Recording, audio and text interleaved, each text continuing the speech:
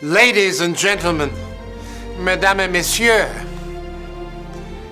I should like to introduce to you Mr. Thomas Jefferson of Wilkes County, Virginia.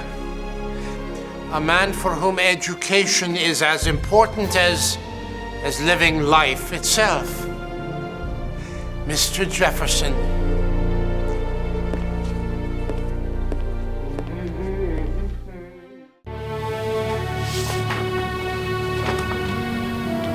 I've always loved to read.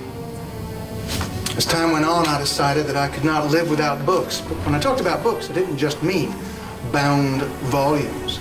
I meant pamphlets like this one, Common Sense by Thomas Paine, or, well, this is a summary review of the rights of British America. I wrote that one. Newspapers as well. In my day, these printed documents, be they books or just newspapers or humble pamphlets, these were the sources of how we shared our ideas, which brought us together to be able to act as one people. The key to our being able to come together and form the United States of America was our ability not only to express ourselves, but to understand what other people were saying, to share those ideas. And the press was at the very, very core of that ability that brought us together as one people to stand against the greatest military in the world and truly establish ourselves as free and independent. I always loved reading, in later years, classics as well as political treatises. When I was a boy, I liked reading different kinds of things. I liked reading Aesop's fables, for instance. There was one of Aesop's fables. Here's how the basic version of it goes. You see, there were a group of sheep that had shepherding dogs guarding them from the wolves. But the wolves didn't like those shepherding dogs. One would think they would not. So they tried to convince the sheep to get rid of the shepherding dogs.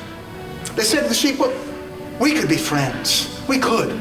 But you always have these dogs getting in the way, stopping us from becoming friends. You should get rid of those dogs as a testimony to prove how good friends we are, that we trust each other. Then you'll see how good friends we can become. Oh, well, in the fable, I'm afraid to say the sheep were gullible, and they got rid of the shepherding dogs as proof of their friendship with the wolves. Now, that very night, the wolves had the greatest meal of their lives.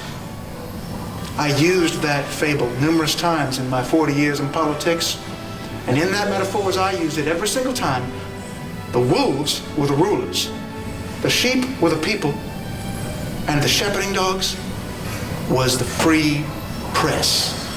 But it's not good enough that we have a free press. It's not good enough. People have to be able to read what's being written. They have to know enough to be able to check where the facts are, where the falsehoods are. This is why I fought my entire adult life to establish public education. We need people to be able to write and express themselves.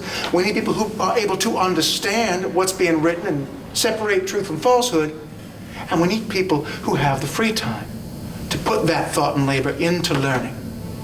Where the press is free and every man is able to read, all is safe. I'll refer further back, around the time of Aesop, to the Roman government that we base so much of our ideas on. I said that the press were our censors, and this is a Roman term. Censors in the Roman Republic were people who were elected to public office specifically to watch over others who were in public office, to make sure the rulers abided by the rules they were established to enforce.